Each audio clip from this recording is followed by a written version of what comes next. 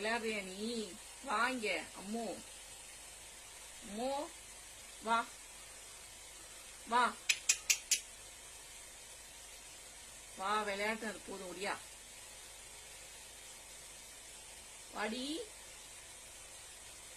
அம்மோ வா வா வா வா வா வா